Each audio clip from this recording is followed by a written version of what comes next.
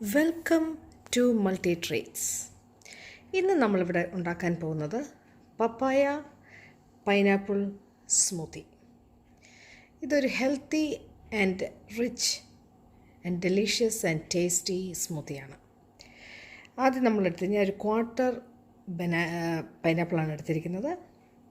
അതായത് ഈ പൈനാപ്പിളിൻ്റെ ഹാഫ് അതിൻ്റെ ക്വാർട്ടർ അതാണ് എടുത്തിരിക്കുന്നത്. അതിന് തൊലിയും സീഡും എല്ലാം കളഞ്ഞ് വൃത്തിയാക്കി എടുത്തിരിക്കുകയാണ്. പൈനാപ്പിൾ ചോപ്പ് എടുത്തിട്ടുണ്ട്. ഒരു ഡേറ്റ്, ഈന്തപ്പഴം, ഫ്രോസൺ ബനാന, ഒരു 12 ഓളം ആൽമണ്ട്, ഇത് മിൻറ്റ് ലീവ്സ്, ആൽമണ്ട് മിൽക്ക് ഇല്ലെങ്കിൽ കോക്കനട്ട് മിൽക്കും യൂസ് ചെയ്തതിൻ്റെ അകത്ത് കോക്കനട്ട് മിൽക്കോ കോക്കനട്ട് വാട്ടറോ യൂസ് ചെയ്യാം, അത് സുലഭമാണെങ്കിൽ. പിന്നെ മധുരം ആവശ്യമെങ്കിൽ തേന്. ഇതെല്ലാം കൂടെ നമ്മൾ ബ്ലെൻഡറിലേക്ക് ഇടുക. ഇതെല്ലാം നമ്മൾ ബ്ലെൻഡറിലിടുക. മിൻറ്റ്,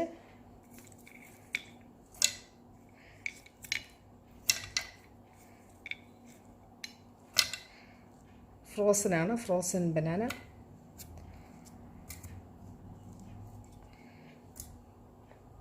ഇനി ഒന്ന് നന്നായിട്ടൊന്ന് ബ്ലെൻഡ് ചെയ്തിട്ട് ബാക്കി നമുക്ക് പൈനാപ്പിളും പാലും തേനും ഒഴിക്കണം.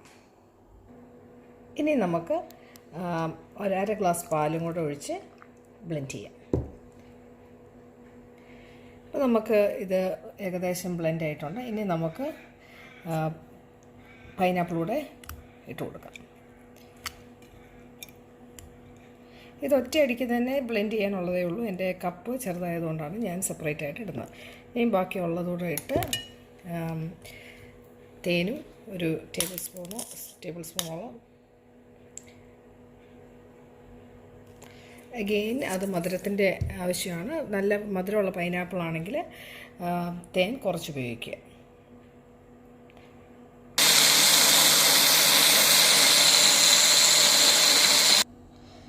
ഇവിടെ നമ്മുടെ സ്മൂത്തി തയ്യാറായിരിക്കുകയാണ്. സ്മൂത്തി ഉണ്ടാക്കുമ്പോൾ എപ്പോഴും നമ്മൾ എന്തെങ്കിലും തരത്തിലുള്ള നട്ട്സ്, കാഷ്യൂ ആൽമണ്ടോ പീനട്ടോ എന്തെങ്കിലും നട്ട്സ് ഇട്ടിരിക്കണം. കാരണം അല്ലെങ്കിൽ നമുക്ക് പെട്ടെന്ന് വിശക്കും. അതുകൊണ്ട് സ്മൂത്തി ഉണ്ടാക്കുമ്പം നട്ട്സ് ഇട്ടാൽ നമുക്ക് കുറച്ച് നേരം കൂടെ ഒന്ന് വിശപ്പില്ലാതെ ഇരിക്കും. ഇല്ലെങ്കിൽ പെട്ടെന്ന് വിശക്കാൻ തുടങ്ങും. ഇനി ഇത് നമ്മൾ ട്രാൻസ്ഫർ ചെയ്യുക.